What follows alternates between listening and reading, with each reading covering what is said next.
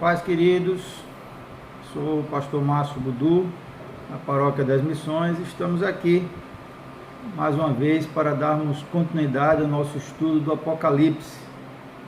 E hoje nós estudaremos Apocalipse, capítulo 18, que fala sobre a Grande Babilônia, a queda da Grande Babilônia.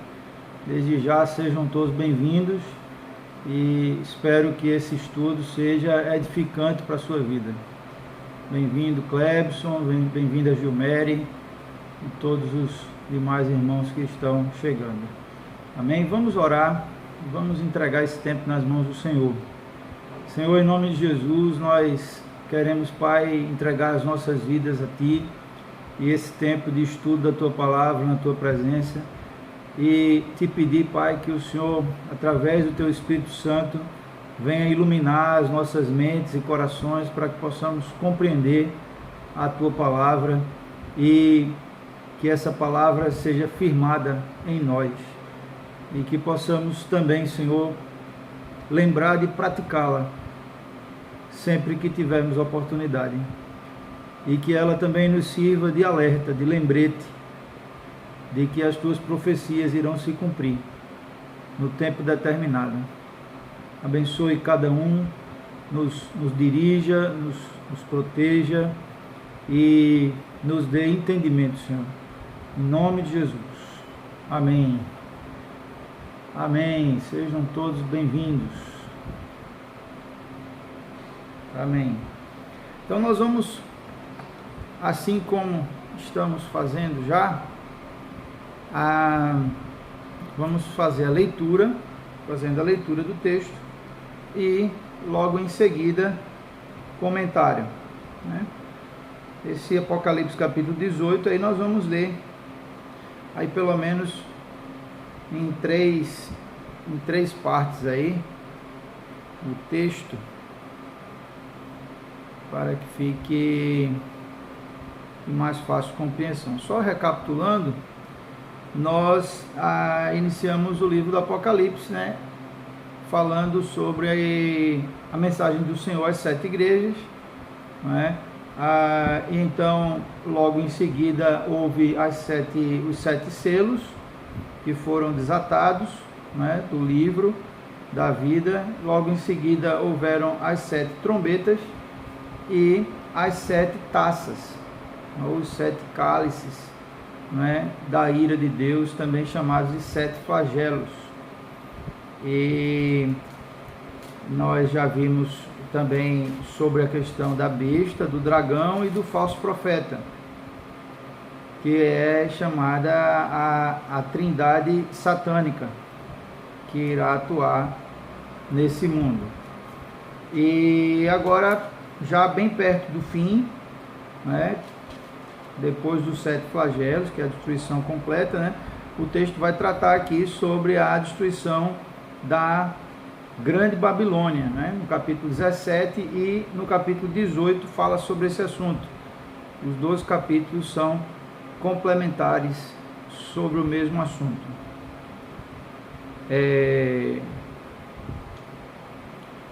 Então, o que nós já comentamos, no capítulo 17, por exemplo, que fala muitas características aí dessa Babilônia, que a Babilônia é mais, vamos dizer assim, um símbolo do que simplesmente um lugar geográfico, Ela representa aí um sistema que atua no mundo inteiro, diabólico, mundano, pervertido, corrompido, com a intenção de fazer com que as pessoas se desviem da verdadeira fé, através das muitas heresias que são propagadas e serão propagadas nos últimos tempos, que se encaminhem pelo caminho da idolatria, da embriaguez, da prostituição, Então são muitos aí as características dessa Babilônia, que se denomina Babilônia como sendo aí um sistema que vai atuar no mundo inteiro, influenciando as pessoas a ao mundanismo. Amém, Janda. Bem-vinda. Estou vendo aí a irmã Lourdes também, né? Bem-vinda. Ao mundanismo. Então, ela foi considerada aí como a senhora do mundo, né? A grande meretriz, a grande prostituta, justamente com o propósito de acabar com o casamento do cordeiro e sua noiva, que é a igreja, né? Assim como uma prostituta pode destruir uma família, pode destruir um casamento, o propósito da grande Babilônia na história é justamente corromper a noiva, né? Corromper a noiva que está se preparando para se casar com o próprio Jesus, para que esse casamento não aconteça. Não é?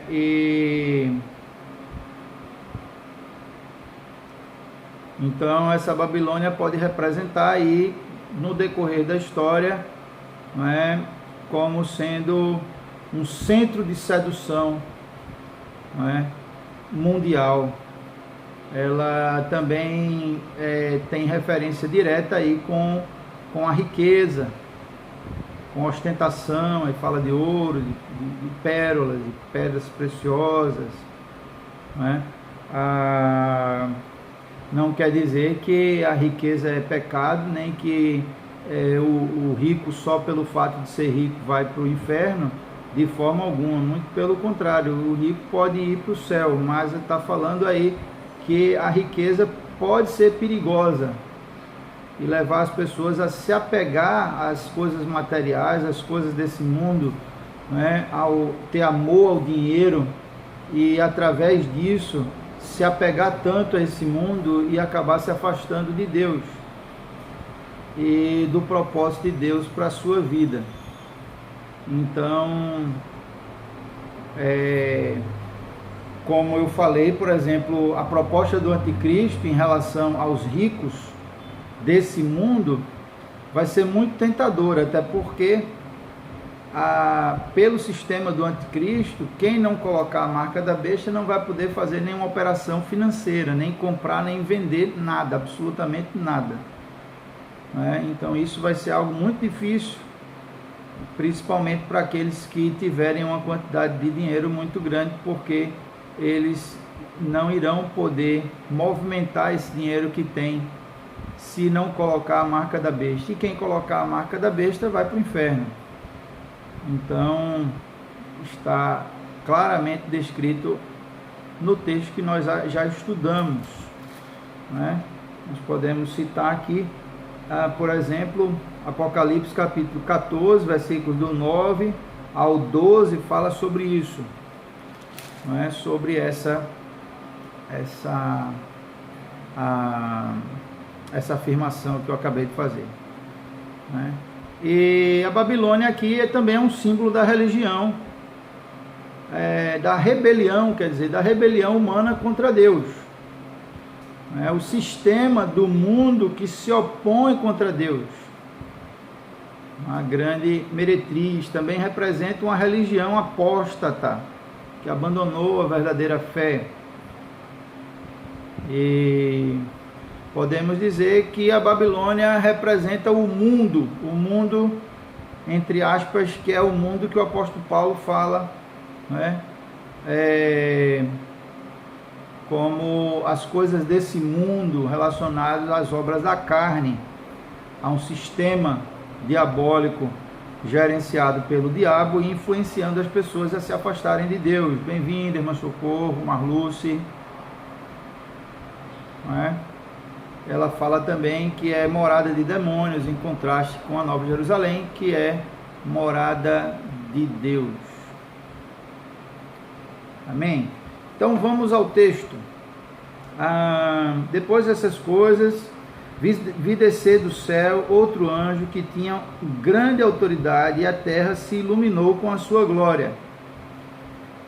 Então exclamou com potente voz, dizendo: caiu a grande Babilônia, e se tornou morada de demônios covil de toda espécie de espírito imundo, e esconderijo de todo gênero de ave imunda e detestável, pois todas as nações têm bebido do vinho do furor da sua prostituição.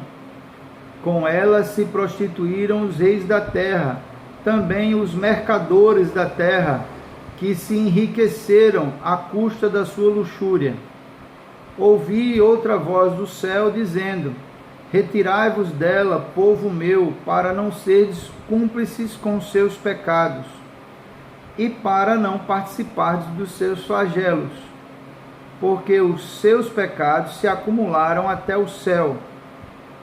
E Deus se lembrou dos atos iníquos que ela praticou. Dá-lhe em retribuição, como também ela retribuiu.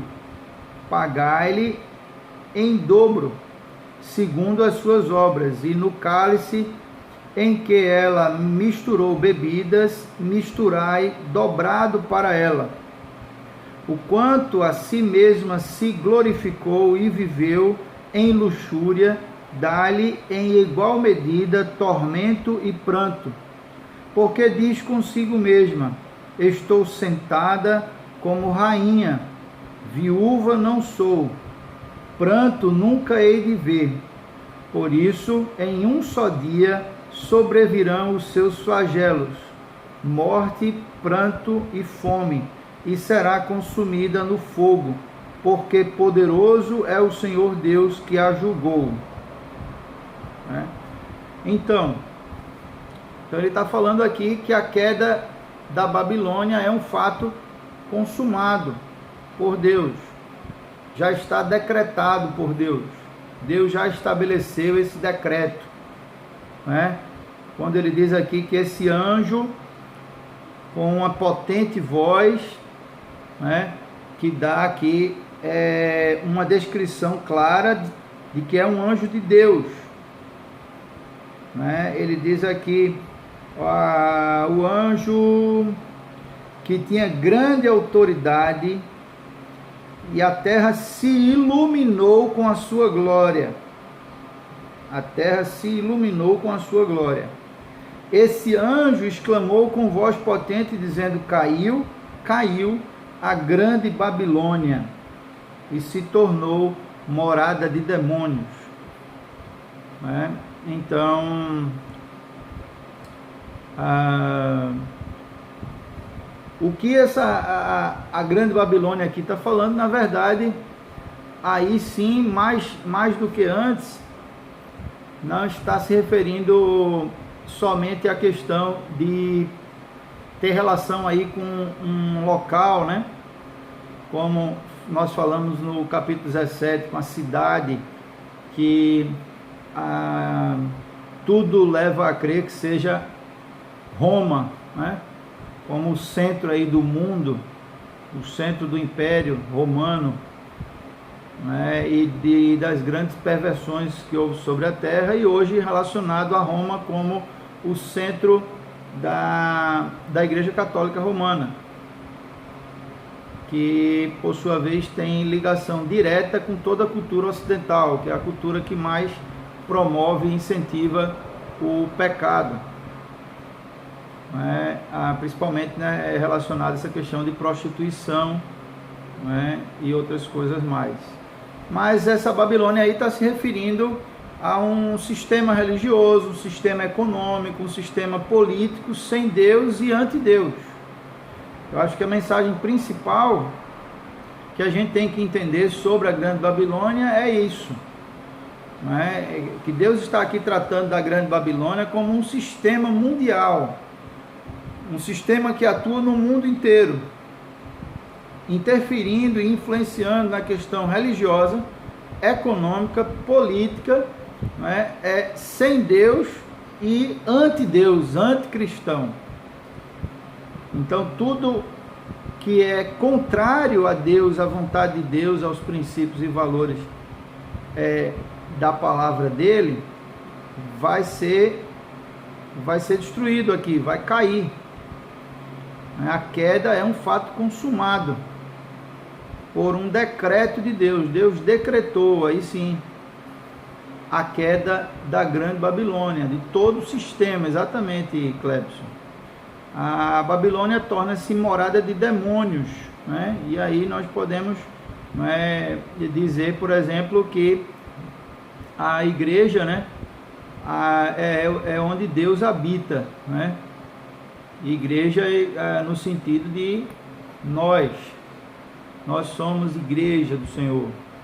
Deus habita num templo humano, né? Num templo que é o corpo humano, e a Babilônia é morada de demônios. A igreja é a noiva do Cordeiro, é a habitação de Deus. Ele diz aqui que ela se torna habitação de demônios e de aves imundas, que também são símbolos de demônios.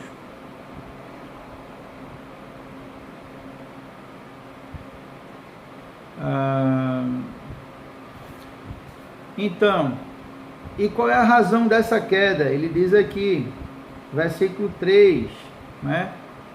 Por conta da devassidão moral, espiritual e econômica. Ele diz aqui, todas as nações têm bebido do vinho do furor da sua prostituição, devassidão moral.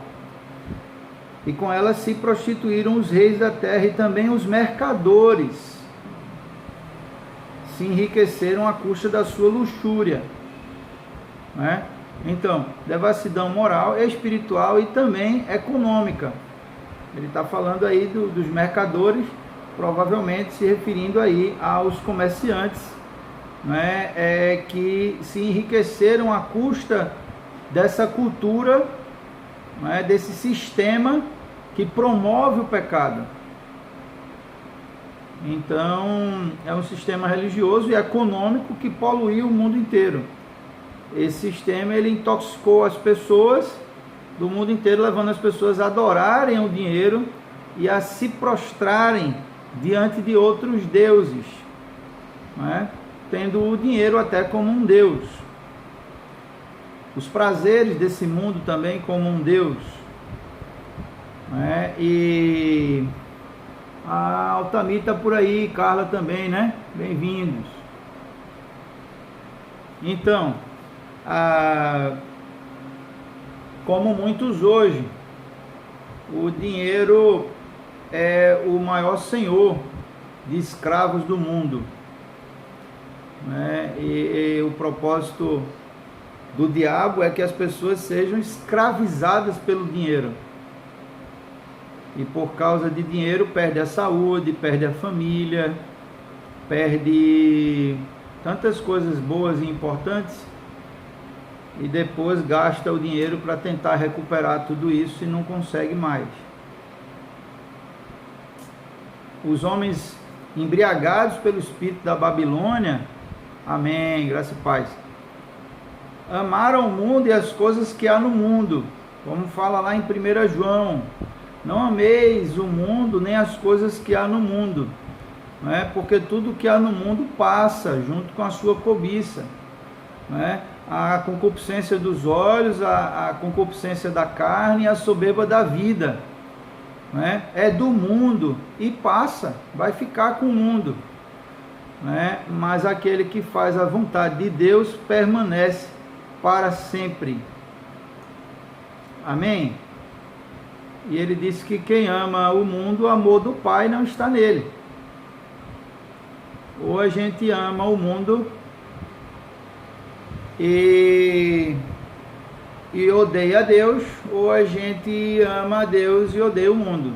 Então aí, vamos dizer assim, dois extremos, né, que a palavra nos convida, né, a decidir se nós queremos estar abraçados com o mundo e distantes de Deus, ou abraçados com Deus e afastados do mundo. É sobre isso que significa a palavra, por exemplo, santo, né? Santo é separado do mundo, né? Das coisas desse mundo. Ah, Claudinho, tá por aí, bem-vindo, Claudinho. Coisa boa. Claudinho é um estudioso do Apocalipse aí, rapaz. Colabore aí com o nosso estudo. Então, E os prazeres desse mundo jamais podem satisfazer o coração humano. Porque a única coisa que pode satisfazer o coração humano é a presença de Deus. Enquanto a pessoa não descobre isso, ela vai tentar satisfazer a sua vida, ela vai tentar encontrar satisfação nos prazeres do mundo. Mas de fato, quando ela descobre isso, é que ela percebe que a nossa satisfação real só pode ser encontrada em Deus, porque só Ele nos completa, só Ele nos satisfaz. E essas pessoas aí, elas estão tentando encontrar prazer e sentido para a vida no mundo, e quando esse sistema cair, essas pessoas vão ficar assim, sem saber o que fazer realmente, desolados, né? E a impiedade, ela vem sempre acompanhada da perversão. Quando a religião, ela abandona a verdade, ela sempre entra pelo caminho da perversão, né? Então, o que acontece aqui no versículo 4, ele diz que tem uma outra voz. Tem uma voz, uma outra voz do céu, além da voz do anjo que falou, dizendo: retirai-vos dela. Retirai-vos dela. E aqui é um alerta para todos nós. Eita, está cortando?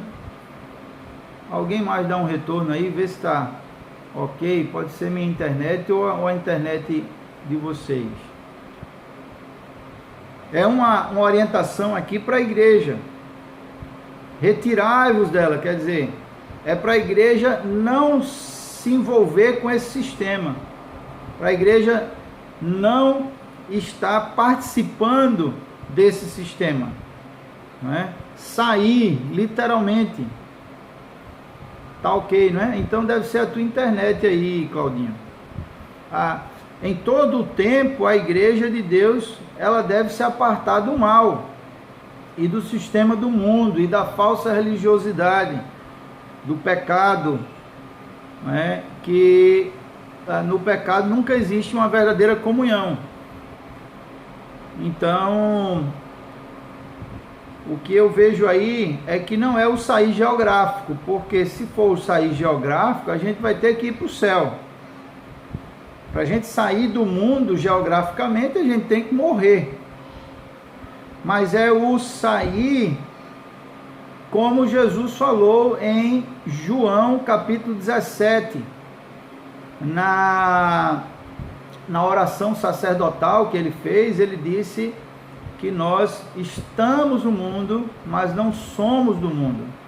Nós não pertencemos a esse mundo, apesar de estarmos no mundo. Isso quer dizer, nós estamos no mundo, mas não participamos, não comungamos com esse sistema que está aí posto para influenciar as pessoas cada vez mais a se afastarem do propósito de Deus para a vida delas.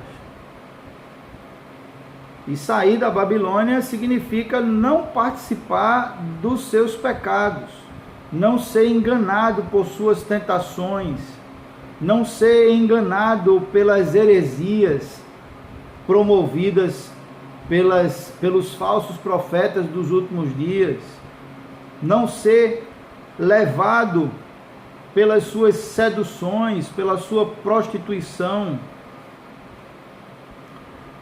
pela embriaguez, pela mentira, pela ostentação, pela vaidade, tudo aquilo que a gente já falou.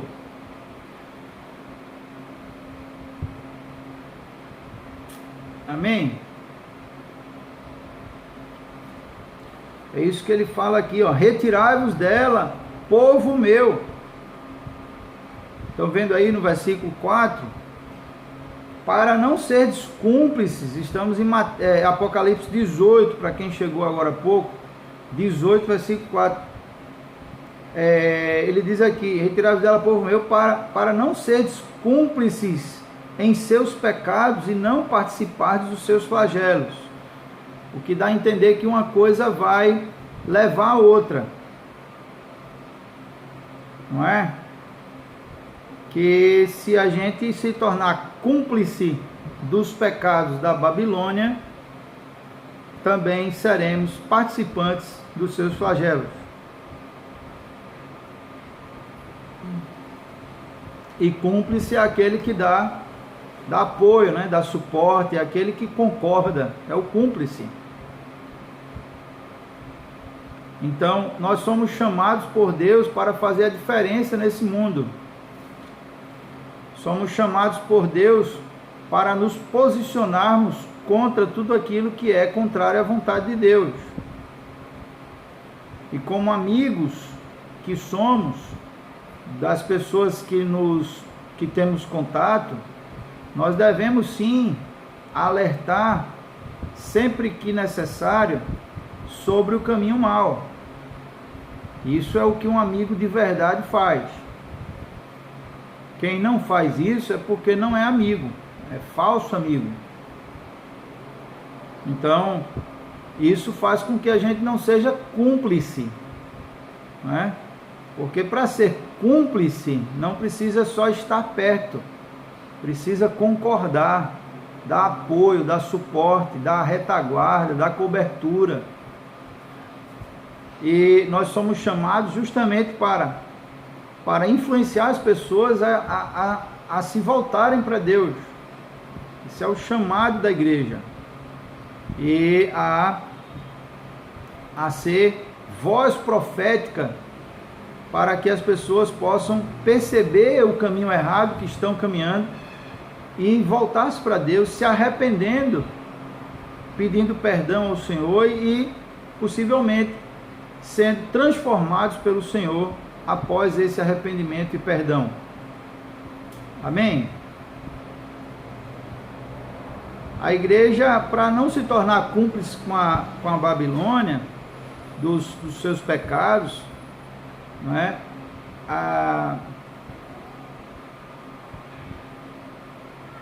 Significa que ela deve ser diferente do mundo. A igreja deve ser diferente do mundo. E quando a igreja se torna igual ao mundo, ela não faz nenhuma diferença no mundo. E o mundo nunca vai se voltar para Deus se a igreja for igual ao mundo. Vocês estão entendendo que eu estou falando sobre mundo, né? Então, porque Deus é santo e Ele nos chama para sermos santos também no sentido de separados. Não no sentido de perfeitos, mas no sentido daqueles que não querem praticar as mesmas obras e viver como as pessoas que não temem a Deus vivem. Nós somos chamados para sermos sal da terra, luz do mundo. Não é? E essa luz precisa brilhar no meio das trevas. Porque luz que só brilha quando tem outras luzes perto, essa luz aí é uma luz inútil, desnecessária. A luz ela só é verdadeiramente útil quando ela acende para acabar com a escuridão, especialmente nos momentos em que não há outras luzes por perto. São nesses momentos que Deus quer de nós o nosso posicionamento, para a gente não ser um agente secreto de Cristo e declararmos a nossa fé e o nosso posicionamento pelos princípios e valores da palavra do Senhor, para verdadeiramente ser instrumento de Deus para que esse mundo seja transformado pela palavra do Senhor. Como o apóstolo Paulo falou em Romanos 12, né? Ele disse: não vos conformeis com este século, não vos conformeis com este mundo. Podemos colocar aqui: não vos conformeis com esse sistema, com essa Babilônia, mas transformai-vos pela renovação do vosso entendimento, para que experimenteis qual seja a boa, agradável e perfeita vontade de Deus. Amém?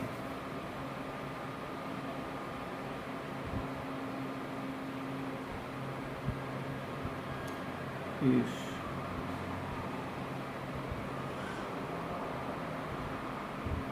Isso.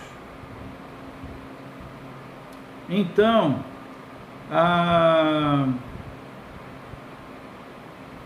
Nós já falamos sobre isso. Versículo 5, né? Versículo 5 diz aqui, olha: porque os seus pecados se acumularam até o céu, e Deus se lembrou até dos seus atos iníquos que ela praticou, dá-lhe em retribuição, como também ela retribuiu, pagar-lhe em dobro, segundo as suas obras, o cálice em que ela misturou bebida, misturar dobrado para ela. Versículo 7, o quanto a si mesma se glorificou e viveu em luxúria, dá-lhe de igual modo medida, tormento e pranto, porque consigo mesma disse: estou sentada como rainha, viúva não sou, pranto nunca hei de ver.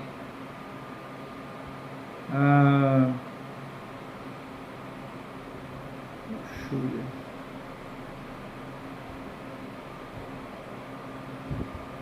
Isso. Então, aí está falando dos pecados, né, da grande Babilônia, a questão da soberba, né?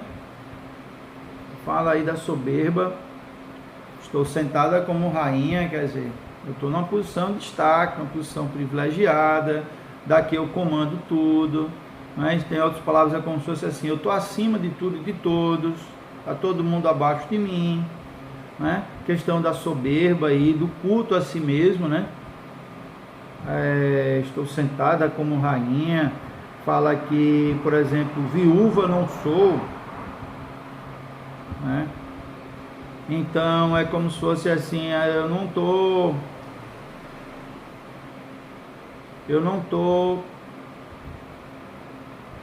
triste, não estou passando por uma situação, não é, de lamento, não, muito pelo contrário, eu estou vivendo com muita alegria. É uma alegria aí, a alegria dos prazeres desse mundo, né? Viúva não sou, viúva aí como símbolo de tristeza, né? De luto. Eu não estou de luto, não estou, né? Então, falando aí, por exemplo, dessa questão de festas, né? Podemos entender também dessa forma, né? Quando a pessoa não está de luto, né, ela está participando de festas, ela está fazendo da vida dela uma grande farra, podemos dizer assim, né? E o culto ao prazer e à luxúria. O sistema desse mundo enxerga os bens materiais e os prazeres que esse mundo tem a nos oferecer como as coisas mais importantes da vida, não é? E trocam Deus por isso, facilmente. Na verdade, essas pessoas não estão nem se importando com Deus, nem com a vontade dele, porque isso é o que mais importa para essas pessoas. E no dia final, esses prazeres não poderão satisfazer mais ninguém, e nem darão a segurança. Olha aí, Carminha, muito bem, exatamente isso. Exatamente isso. E o juízo de Deus, ele virá repentinamente, né? E as pessoas, como o próprio Jesus falou, as pessoas estarão casando-se, dando-se em casamento, estarão participando de festas, estarão se divertindo, cada um vivendo a sua vida, e nesse momento Jesus vai voltar e virá como um ladrão, na hora em que a gente menos espera. Por isso precisamos estar preparados o tempo todo para a volta de Jesus. Por isso que ele diz aqui no versículo 8: por isso em um só dia sobrevirão os seus flagelos, morte, pranto e fome, e será consumada no fogo, porque o poderoso é o Senhor Deus que a julgou. Versículo 9 diz aqui: ora, chorarão e se lamentarão sobre ela os reis da terra, que com ela se prostituíram e viveram em luxúria, quando virem a fumaceira do seu incêndio. Né? Então ele está falando aí do lamento dos reis, dos homens poderosos, dos homens de influência sobre a terra. Possivelmente está se tratando aí de políticos, né? De grandes nomes da política mundial, que se renderam às tentações da Babilônia, se venderam a esse sistema diabólico, né, e se associaram a ela, né, e foram literalmente influenciados, conduzidos aí pela luxúria, pela ganância, pela soberba, por todo esse sistema aí diabólico que rege esse mundo. E na época de João, Roma era o centro do comércio e da política da época. Por isso que o nome do império era Império Romano. A ausência de tribulações, aliada a tudo que é ofertado pelo mundo, retira da mente do ser humano a necessidade. É verdade. É exatamente isso, Claudinho. Parece que para muita gente está tudo bem, né? Mas está tudo tão bem que elas não percebem a necessidade de Deus, né? Elas acham que não precisam de Deus. Esse é um dos perigos do dinheiro em excesso. A gente pode comprar tanta coisa com dinheiro que pode ser tentado a pensar que não precisa de Deus, porque tudo que a gente precisa a gente compra com dinheiro. Aí é muitas vezes quando acontece uma situação como a que aconteceu com o Steve Jobs, um dos homens mais ricos do mundo, fundador e criador da Microsoft, da Apple, né? Da Apple, e pouco antes de morrer ele disse: eu daria toda a minha fortuna por mais alguns anos de vida para ter minha vida de volta. Mas o dinheiro dele não comprou saúde, né? Até porque saúde não se compra com dinheiro. Saúde compra médico, compra remédio, compra hospital caro, compra exame, cirurgia, compra um monte de coisa. Dinheiro compra tudo isso, mas só não compra saúde. Você pode ter o dinheiro do mundo inteiro, ir para os melhores hospitais do mundo e não ter saúde. Que a saúde só quem dá é Deus. E é verdade, irmã Lourdes, exatamente. Não compra a vida eterna. Os poderosos que se comprometeram com as boas obras do maligno, idolatria pagã, materialismo, luxúria, serão arruinados juntamente com a Babilônia. Exatamente. É isso aí. Então ele vai falar aqui sobre isso, né? O lamento dos reis, representando aí esses políticos, né? Essas lideranças mundiais, né? Que se prostituíram, se lamentaram sobre ela os reis da terra, os que com ela se prostituíram e viveram luxúria quando virem por a fumaceira do seu incêndio. Podemos listar aqui é bem óbvio, né? Dentre esses pecados aí do sistema, como nós podemos ver assim de uma forma muito clara no Brasil, por exemplo, a corrupção, né? O enriquecimento ilícito através de dinheiro oriundo de corrupção, desvio de verba pública, né? Então tem muita gente aí passando muito bem hoje porque está utilizando dinheiro que deveria ser destinado para outro fim, mas por causa da corrupção essas pessoas estão vivendo dessa forma, né? Então ele está falando aí, ó, se prostituírem, viveram em luxúria, e quando vierem a fumaceira, esses reis, né? E conservando-se de longe por medo do seu tormento, dizem: ai, ai, tu, grande cidade Babilônia, tu, poderosa cidade, pois em uma só hora chegou o teu juízo, né? Esses reis aí estão dizendo isso. E aí ele fala aqui, por exemplo, dos comerciantes, né? Versículo 11, é verdade, o sistema, é isso mesmo. E sobre elas choram e planteiam os mercadores da terra, porque já ninguém compra a sua mercadoria.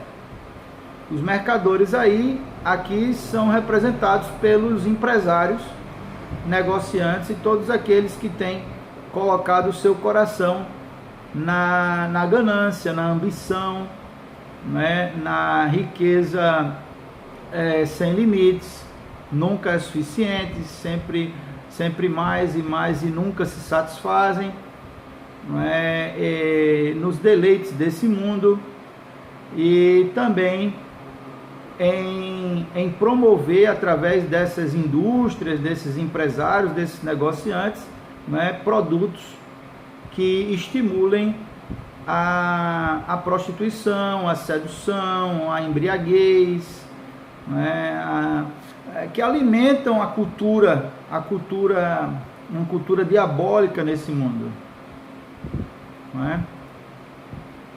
Então, diz aqui, eles choram porque de repente suas mercadorias vão ficar sem valor, não vai ter mais quem compre, né? Aquilo que lhes proporciona prazer vai desaparecer. É como se fosse assim: vocês confiam nisso? Vocês confiam no dinheiro, confiam naquilo que tem, e agora? Confiam em quê? Isso não vai poder salvar, porque salvação não está à venda. Ela já foi comprada, a nossa salvação foi comprada por Jesus, a preço de sangue, e nos é dada de graça, pela graça, mediante a fé. Não é por obras, para que ninguém se glorie. Isso, os vícios também, exatamente, Clebson. E a Babilônia, o mundo louco aí por prazer, né? Pela satisfação da carne, vai ficar completamente desamparado. E João vai citar aqui pelo menos 30 artigos, né? Ele cita aqui 30 artigos de luxo que eram comercializados na época e que os fabricantes desses artigos, os mercadores que vendiam esses artigos, não vão poder mais comercializar isso. Ele diz aqui: mercadoria de ouro, prata, pedras preciosas, pérolas, linho finíssimo, púrpura de seda, escarlate, toda espécie de madeira odorífera. Madeira odorífera é para fazer perfume. Todo gênero de objeto de marfim, toda a qualidade de móvel de madeira preciosíssima, né? Quer dizer que são madeiras de lei, madeiras escuras, de bronze, de ferro, de mármore, canela de cheiro, especiarias, incenso, unguento, bálsamo, vinho, azeite, flor de farinha, trigo, gado, ovelhas, cavalos, carros, escravos e até almas humanas. Simbolizando aí que além da venda de escravos, possivelmente existiam pessoas que eram vendidas para sacrifício, para serem sacrificadas. Quando ele fala aí de almas humanas, né? Isso, exatamente, Clebson. Então são 4 artigos de joias preciosas, 4 artigos de tecidos de luxo, 4 artigos para ornamentação, 4 artigos de cosméticos, e 4 artigos de cozinha e 4 artigos de mercadoria viva: gado, ovelhas, escravos e almas humanas. Tudo isso é como se estivesse dizendo aí: essas pessoas fazem qualquer coisa para enriquecer, e elas são comerciantes sem ética, sem critério, porque o enriquecimento vale qualquer coisa. É como aquela frase, né? Os fins justificam os meios. E essa lista aí, pronto, vamos passar então a seguinte. Ele diz aqui, versículo 14: o fruto sazonado que a tua alma tanto apeteceu se apartou de ti, e para ti se extinguiu tudo o que é delicado e esplêndido. e nunca jamais serão achados. Os mercadores dessas coisas, que por meio delas se enriqueceram, conservar-se-ão de longe pelo medo do seu tormento, chorando e pranteando, dizendo: ai, ai da grande cidade, que estava vestida de linho finíssimo, de púrpura, de escarlata, adornada de ouro, de pedras preciosas, de pérolas, porque em uma só hora ficou devastada, tamanha riqueza. E todo piloto, e todo aquele que navega livremente, e os marinheiros, e quantos labutam no mar, conservaram-se de longe. Então, vendo a fumaceira do seu incêndio, gritavam: que cidade se compara à grande cidade? Lançaram pó sobre a cabeça e, chorando e pranteando, gritavam: ai, ai da grande cidade, na qual se enriqueceram todos os que possuíam navios no mar, à custa da sua opulência, porque em uma só hora foi devastada. Exultai sobre ela, ó céus, e vós, santos apóstolos e profetas, porque Deus contra ela julgou a vossa causa. Amém? Então ele vai falar aqui do lamento dos homens da navegação.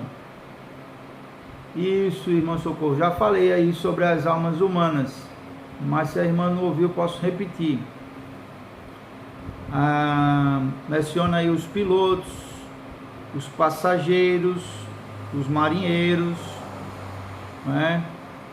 Exportadores, importadores, pescadores, mergulhadores em busca de pérolas, né? Esses aí estavam se lamentando pela destruição dessa cidade, porque essa cidade era como se fosse o centro da riqueza do mundo, e essas especiarias que atraíam a atenção das pessoas mais ricas do mundo, né, o consumo, eram vendidos nessa cidade, e após a destruição dela, isso não iria ter mais tanta procura, né? Eles não iriam conseguir vender com facilidade. Mostra aí, por exemplo, esse lamento, o desespero dos ímpios que colocaram sua confiança na riqueza e nos prazeres desse mundo. E é isso que normalmente os ímpios fazem, até porque eles não colocam a sua confiança em Deus, até porque não estão buscando isso.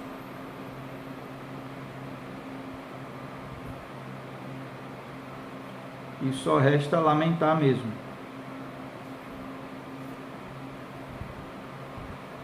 Isso.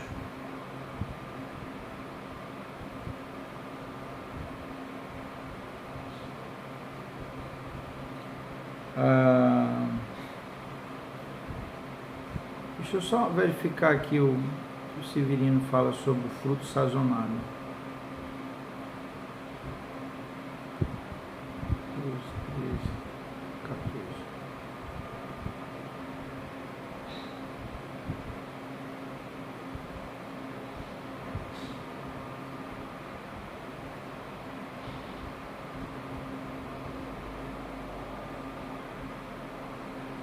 Isso.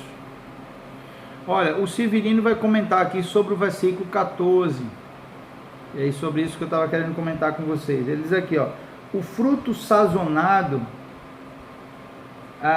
que a tua alma tanto apeteceu se apartou de ti, e para ti se extinguiu tudo o que é delicado e esplêndido, e nunca mais serão achados. Não acharás mais, não mais as acharás.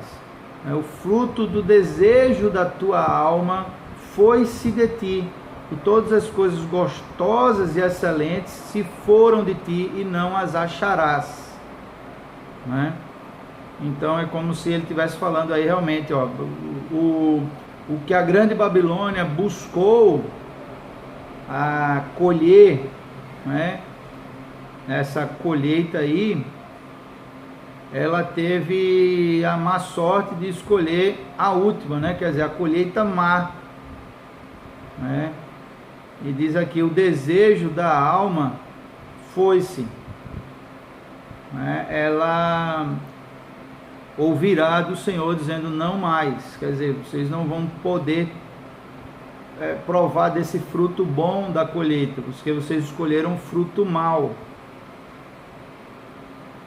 dessa colheita. Ao invés de produzir o que era positivo para a vida, vocês produziram o que era negativo, o que era destrutivo.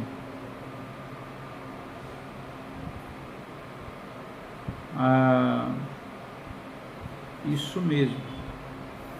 Estão entendendo? Isso. O velho e bom Severino aí, Claudinho, é verdade. É verdade, Janda. É verdade, isso mesmo. Perfeito. Sua colocação. Então, vamos já caminhando para o fim, não é? E ele vai falar aqui que os navegantes lamentaram e ficaram vendo de longe o seu incêndio, né? Aqueles que enriqueceram, os que possuíam navios, a custo da sua opulência. Mas ele diz aqui no versículo 20, exultai.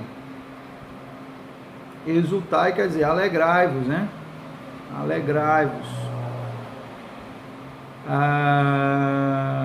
Sobre ela, ó céus, vós santos e apóstolos e profetas, porque Deus contra ela julgou a sua causa.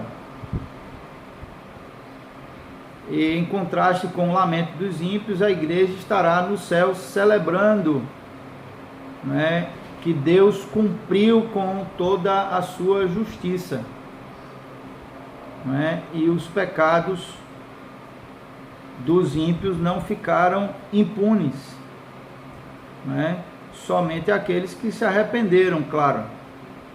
Os que se arrependeram foram perdoados. É isso mesmo, Severino Pedro da Silva. É o estudo dele aqui, que eu estou consultando aqui no nosso estudo, Severino e o Hernandes. E aí eu faço uma mistura entre os dois aqui, boto tudo no liquidificador e passo para vocês.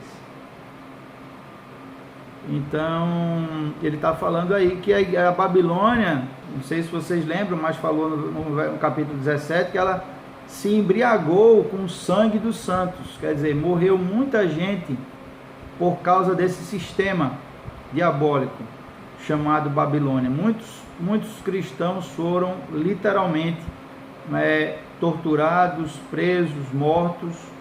A igreja foi perseguida pela Babilônia, né?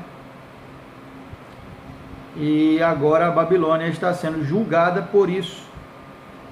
Não sei se vocês lembram que tem um texto lá no início em que os santos estão dizendo: até quando, Senhor, não julgarás?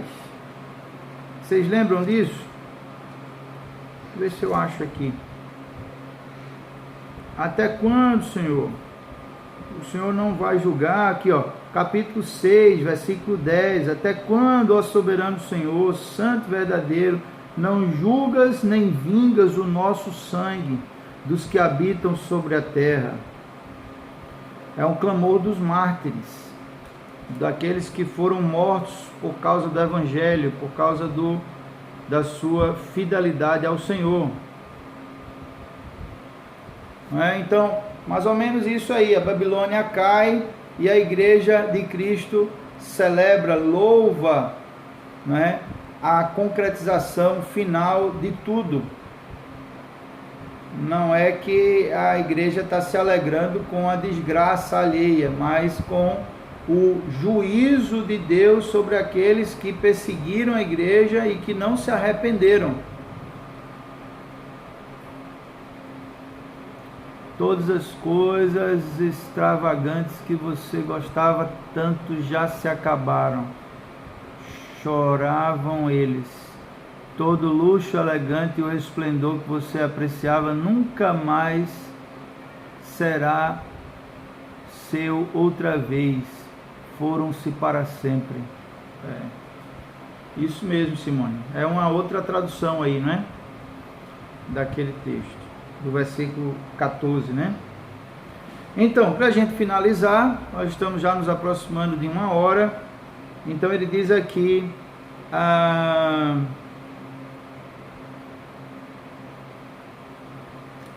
isso,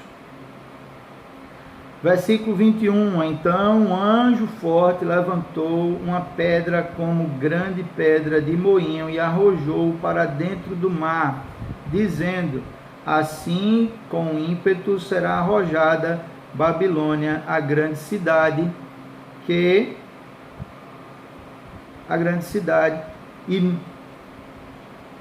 e nunca mais será achada. E voz de arpistas, de músicos, de tocadores de flautas, de clarins, jamais em ti se ouvirá, nem artífice algum de qualquer arte jamais em ti se achará, e nunca jamais em ti se ouvirá o ruído de pedra de moinho. A NVI, certo.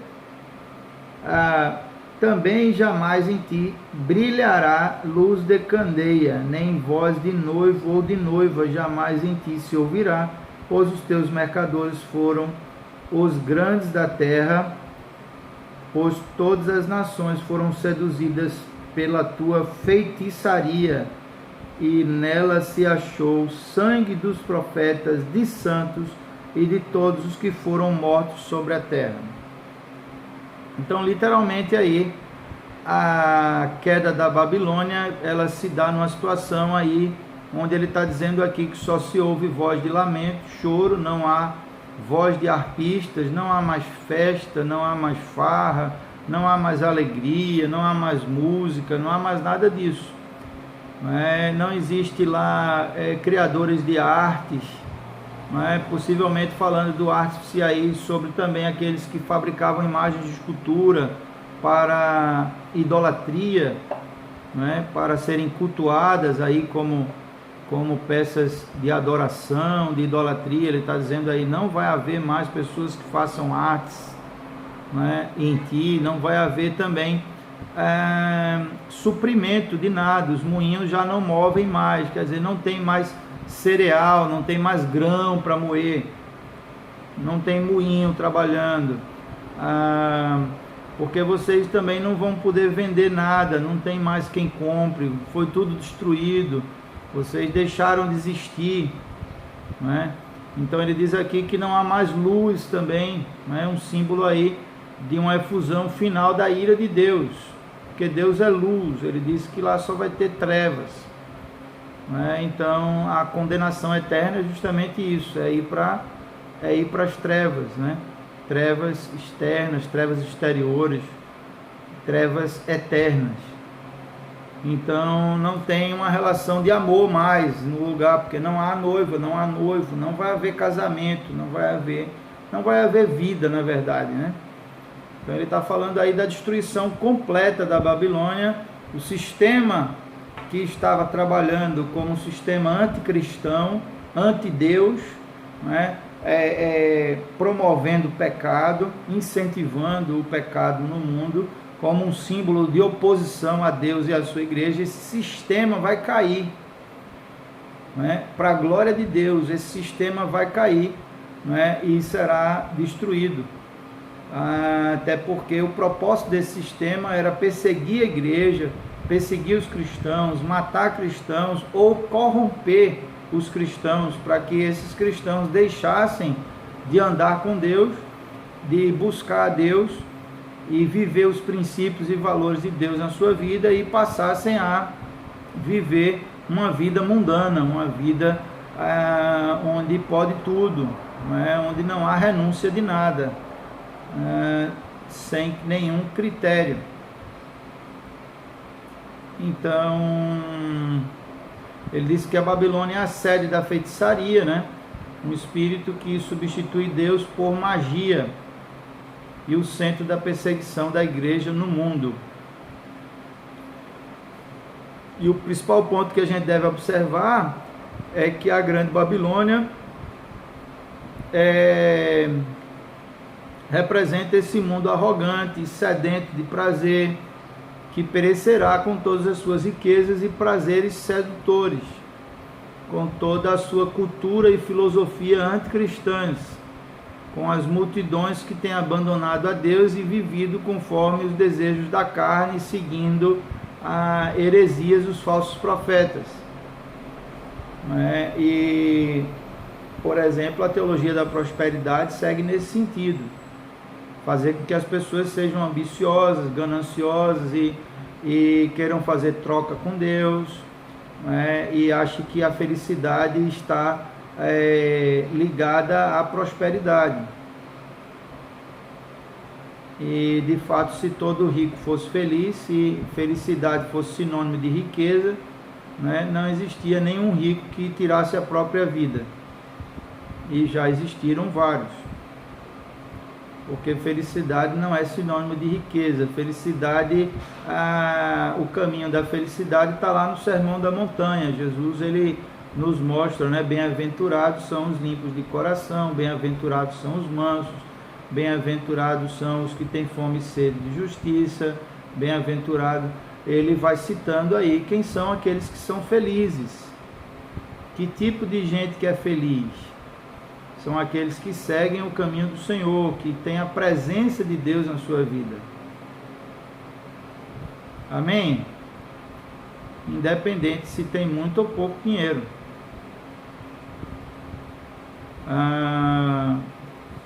Isso mesmo. Então finalizamos, Capítulo 18, ok. Estão satisfeitos? Tem alguma dúvida, alguma colocação? Império das bestas e o império das trevas espirituais. É isso mesmo. Verdade. Ó, Iberg está aí também, bem-vindo. Está crescendo aí essa turma, hein? Logo agora que está acabando já. A gente começa de novo, Então, agora vai vir uma parte muito boa. É isso, pastor sem barba, rapaz. Agora você tem um pastor jovem. Seu pastor agora está 20 anos mais novo, no mínimo. Não é brincadeira não. Olha, então, agora vem uma parte muito boa, que é o capítulo 19, 20, 21 e 22. Esses 4 últimos capítulos são aí maravilhosos, que é justamente o encerramento do livro aí, e é como nós devemos ter na nossa mente, como tudo vai acabar. Então é muito bom a gente ler os últimos capítulos do Apocalipse, porque nós vamos ter a completa noção aí de como tudo vai acabar. Não importa se no meio aconteceram coisas, mas a gente sempre deve trazer à nossa mente como tudo vai acabar, que Deus tem o controle de toda a história, A história está nas mãos de Deus. Por isso que ele diz: eu sou o alfa e o ômega, eu sou o princípio e o fim. Nada existe sem mim. Eu tenho o controle do início e do fim. Sou eu que começo, sou eu que termino. Ele é o Senhor da história.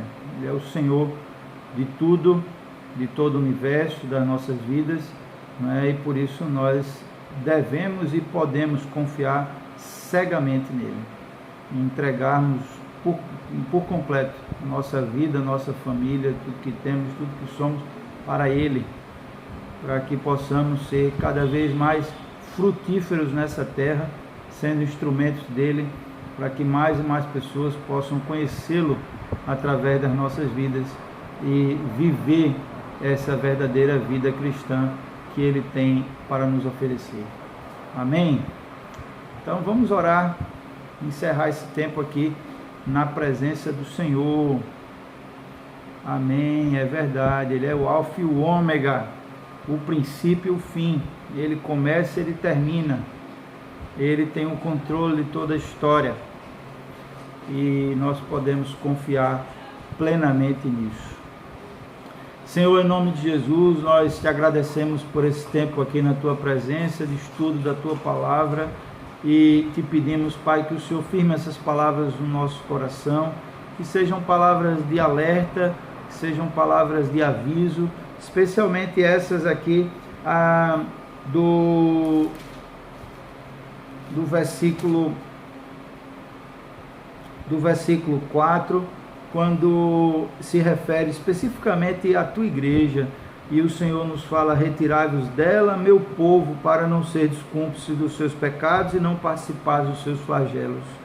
Que o Senhor não permita, Senhor, que nós estejamos como cúmplices dos pecados da grande Babilônia. Não permita que sejamos seduzidos por essa grande prostituta, por essa meretriz, que tenta nos conduzir a uma vida de ambição, de ganância, uma vida de prostituição, uma vida de idolatria, uma vida ligada aos prazeres da carne, aos prazeres desse mundo, de apego e amor ao dinheiro e às coisas materiais.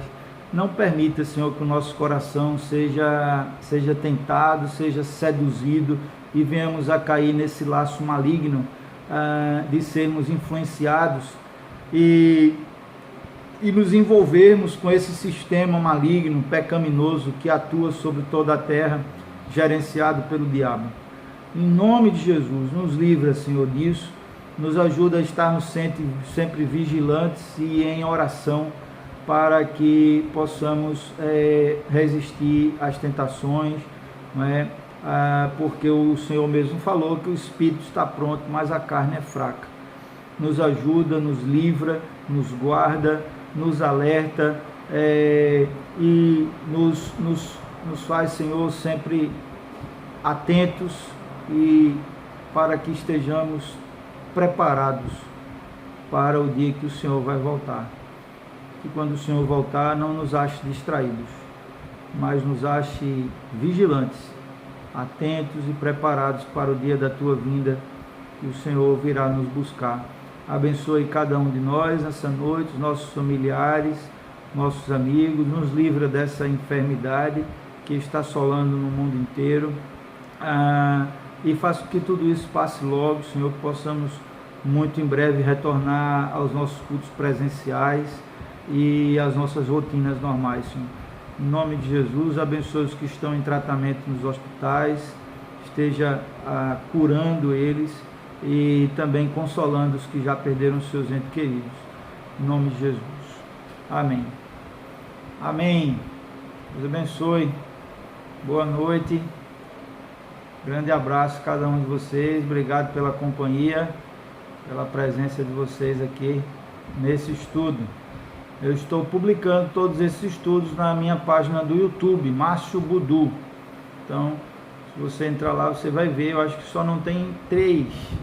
Eu não consegui, deu um problema no celular, eu não consegui filmar 3 estudos. Foi o primeiro, eu acho o primeiro, o quarto e o sexto, né? Mas os outros todos estão lá no YouTube e vocês podem acessar e compartilhar também o link. Ó, o Luciano aí, coisa boa, Luciano. Graças a Deus. Maécia também está por aí. Boa noite. Paz. Deus abençoe. Paz, Marluz. Simone. Amém. Tudo no tempo de Deus. Vamos orar para que o Senhor já esteja marcando a data do nosso próximo concílio e confirmando isso para a glória dele. Amém. Deus abençoe.